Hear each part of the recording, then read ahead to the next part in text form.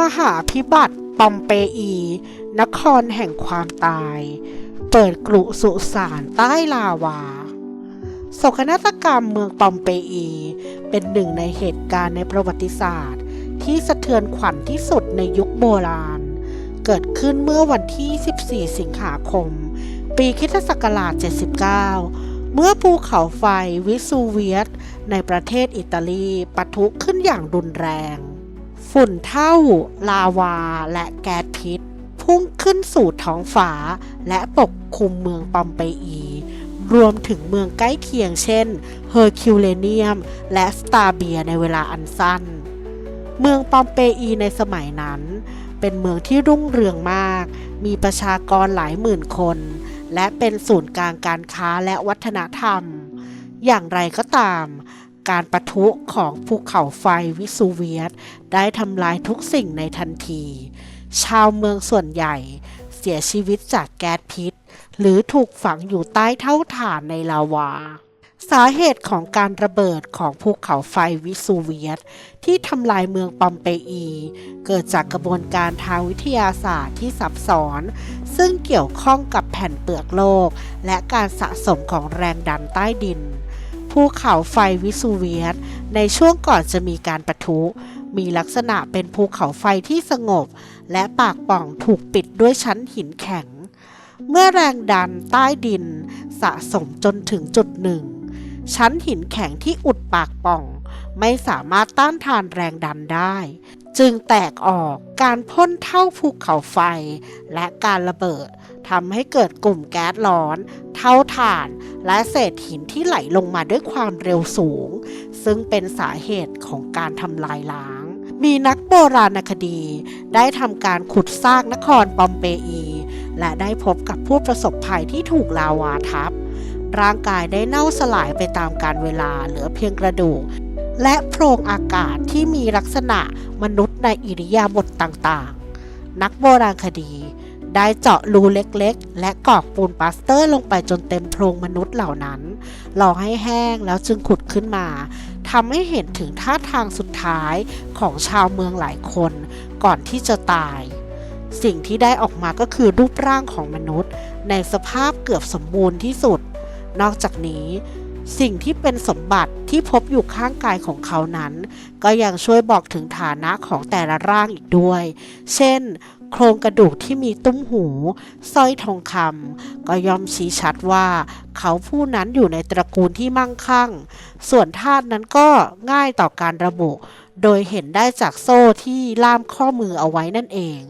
ในยามที่รู้ว่าภัยมาถึงตัวชาวปอมเปอีทุกคนก็หยิบฉวยคว้าเอาสิ่งมีค่าที่สุดในชีวิตของตนติดตัวไปด้วยบางซากถึงกับมีลูกกุญแจบ้านอยู่ในมือซากศพที่อยู่ในบ้านของตนเองที่พยายามหลบภัยซากศพที่รวมตัวกันอยู่ในบริเวณใกล้ทางออกของเมืองการขุดค้นทางโบราณคดีได้พบซากศพของชาวเมืองเป็นจำนวนมากในท่าทางที่บ่งบอกว่าพวกเขาพยายามหนีอย่างสุดชีวิต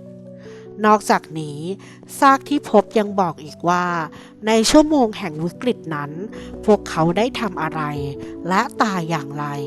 หลายคนเสียชีวิตอยู่ในบ้านเนื่องจากเมื่อภูเขาไฟระเบิดและพ่นเท่าถ่านโปรยปลายลงมาราวกับหาฝนนั้นพวกเขา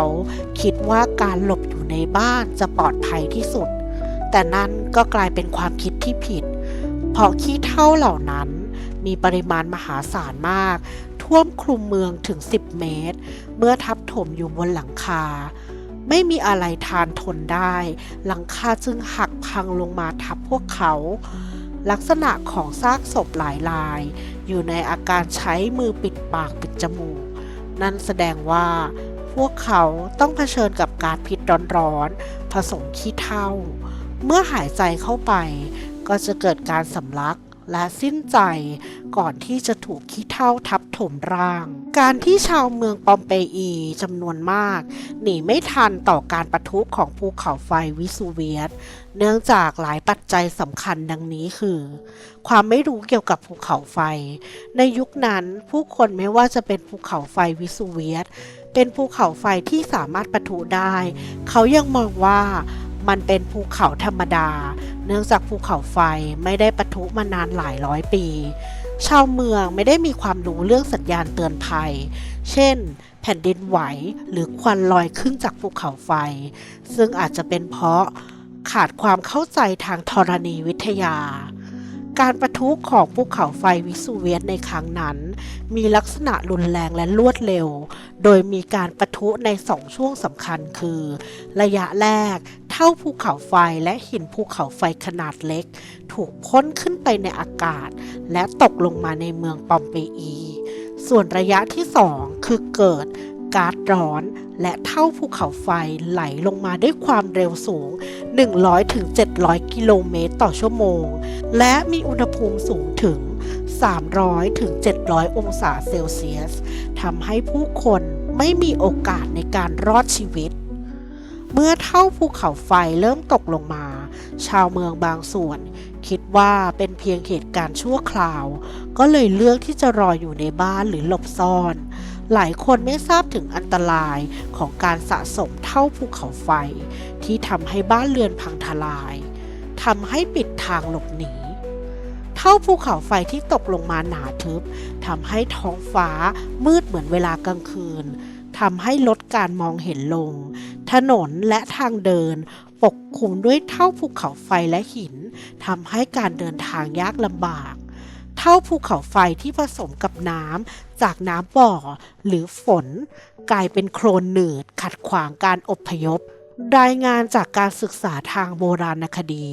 ชาวเมืองจำนวนมากหนีออกจากเมืองไม่ทันเนื่องจากพวกเขาเลือกที่จะเก็บทรัพย์สินก่อนนอกจากนี้บางคนยังรอคำสั่งหรือความช่วยเหลือจากผู้มีอำนาจ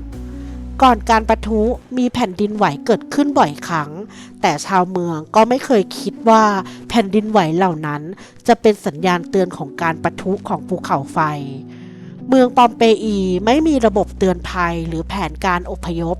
ทำให้ชาวเมืองไม่ได้เตรียมตัวล่วงหน้าการหนีไม่ทันของชาวเมืองปอมเปอีเกิดจากความไม่รู้เกี่ยวกับอันตรายของภูเขาไฟการปะทุที่รวดเร็วและสภาพแวดล้อมที่เลวร้ายประกอบกับการขาดการเตรียมตัวและแผนการรับมือที่มีประสิทธิภาพปัจจุบันเมืองปอมเปอี